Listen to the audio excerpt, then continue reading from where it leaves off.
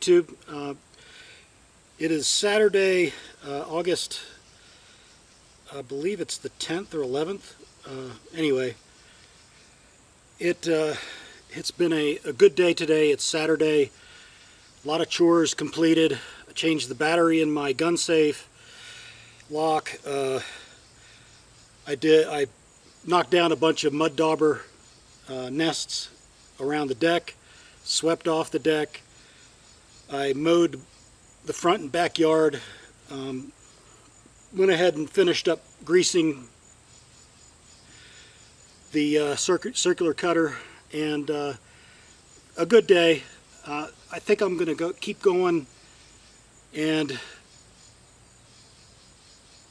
anyway.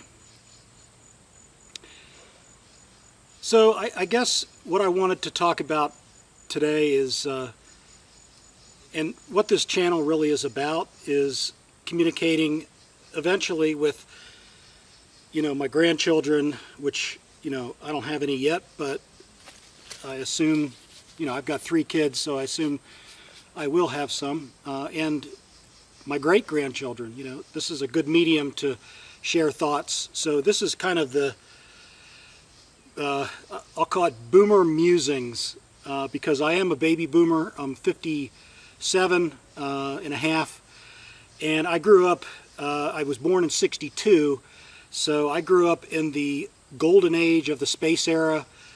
My heroes were like Ed White and Grissom, those unfortunate guys in Apollo 1, I believe, that perished. They're true heroes. And then, of course, Apollo 11, all the Apollos up, the Mercury. I mean, my brother and I, who's a year older than I am, we grew up making models of space, rockets and, the Saturn V, and we even made little books about, trips from Earth to the moon. Really, I wish I would have had those now, but we were fascinated and obsessed by, space and science and technology. So it was a great time to grow up. It was before, the 60s were pretty traumatic in a lot of ways. We were pretty sheltered. Again, my parents were happily married for their whole lives. Very loving parents. We were of, moderate means, not rich at all, but just had a very comfortable middle-class upbringing, and it gave my brother and I a foundation to really build a life that's, we're both very satisfied. We feel successful. So really thank my parents and my grandparents, for being there and giving us the love and encouragement we needed to have a solid foundation to build a life on. So that's what I'm trying to do with my kids. One thing that's been kind of on my mind, I'm a boomer, I'm conservative. I believe in not infringing on anybody's life, not imposing my will on anybody else, unless it's to get a job done for a customer, for example. But I think most of the problems we're seeing today, and just this last week we had some tragedies where there were some mass shootings by some very disaffected young men, and I want to kind of share my thoughts about that. And I know that it's a very difficult, complex subject. People are very complex beings. This brain is just, what I think is going on is that it's people trying to impose their will, or being bullies, to put it at a very, low level, people being bullies to others. And what I mean by that is people who think that they know best how someone else should live, or, it could go from very innocuous by judging somebody where, for either their sexual orientation or, how they do something, that's rudeness. Going up to, saying things hatefully online, or doing things, hitting somebody or stealing from somebody, that could be felony. And then of course we have what happened in Charlottesville. The person used his car to hit everybody, the counter protesters in a crowd. That's murder. So bullying can go from, schoolyard to murder, and it can even go to mass murder.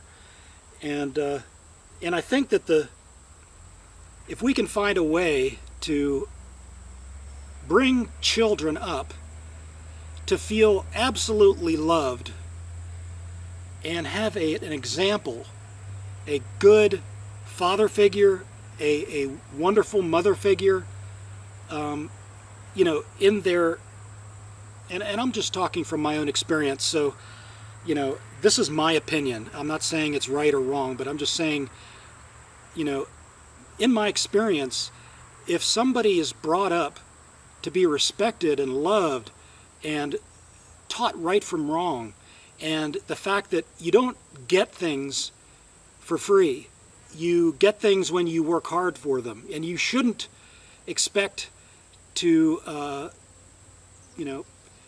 get anything if you're going to break a law, and this goes for anything. We have rules. The reason we have rules is to try to make things fair for people. Again, bullies don't want to be fair. Bullies want to take, or they want you to do what they want you to do. That's why I think I've had a natural aversion to power my whole life. Even though I've held positions of power in the military, I've always had in the back of my mind the fact that power corrupts. It does. And when I was in positions of power, I did everything I could to show the people that I had purview over or influence on that I would do exactly what they would do. If it's physical training, I would be right up there with the fastest people, doing the same amount of push-ups, learning how to do all the equipment, learning how to, just understanding everything that, the folks that I was responsible for, learning who they were, really treating them and yes, loving them as people. So I think as a society, if we stop this identity politics, even though that everybody has an identity, I am a white guy, middle age, which right nowadays is the evilest thing you could be.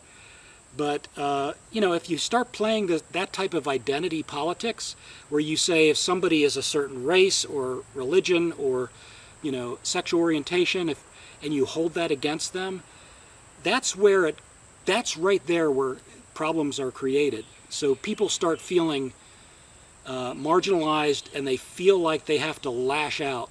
And unfortunately, I think that, in the climate we're in right now, some of these disaffected young men who are creating these horrific crimes, I wonder if they've been bullied, or they have been abused, or they haven't had a loving father or mother, or, I think that's the case for the Columbine guys. I think that they were bullied pretty bad in high school. And I'm not defending them at all. I think that I'd be the first one to take them down. But I think it's very complex. It's going to take forever. It probably will never happen. That we'll have evil. We'll have people who are disaffected and have hate. We have to learn how to. We have to get love back into society, and I guess in the military, that's the closest I've gotten to a very, very diverse set of people who had a common purpose, and we all loved each other, no matter what race, no matter what sexual orientation.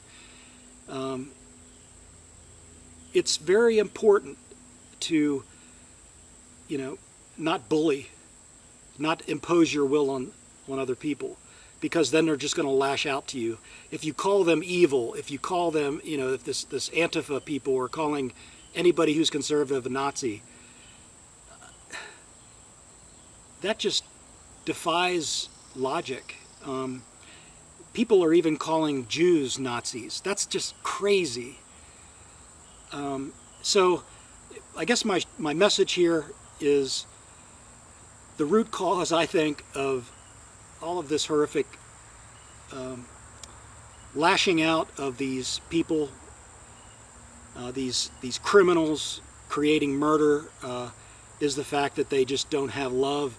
They haven't been shown the right way to live, to relish hard work, to revel in the rewards of hard work, to really just enjoy life. Life is very short. It's so short that you have to take every day and appreciate it, and work every day to make yourself better, or at least just appreciate the day. And I guarantee if you work hard, you may not get too far, but you're gonna love life if you work hard. And if you love other people truly in your heart, and you don't have to be religious to do that, you just treat people with respect, treat them like you want to be treated. And I don't care what if they're in a very low-paying job, service job, or even if they're the top person at a company, treat them the same. Treat them with respect and love, and how can you help them? And I guarantee that this life will be enjoyable, and it will enrich others' lives. So this is, I think, maybe it's a series of boomer musings or boomer thoughts that I will, try to pass down to my progeny, because I think it's very important that we understand. I come from a very long line of what I consider excellent men and women. We have studied our genealogy from both my mom and dad's side, and I'm very fortunate that I come from a good stock as far as conscience and hard work and just decency and class. And it may not be I came from money, I didn't, but that's not important. It's if you have class and you are someone to be looked up to and to be appreciated, and that people respect you. So it's not, my heart just goes out to the families of anybody affected by bullies, and to the bullies out there. And there's a spectrum of bullies. There's the light bully, and then there's the hard bully, or heavy, killer bullies. So from the light bully to the killer bully, if you're listening to this, please find love in your life, and find respect for yourself, and class and decency. So that's all I wanted to say in this little this musing. So thank you for listening, and God bless everybody.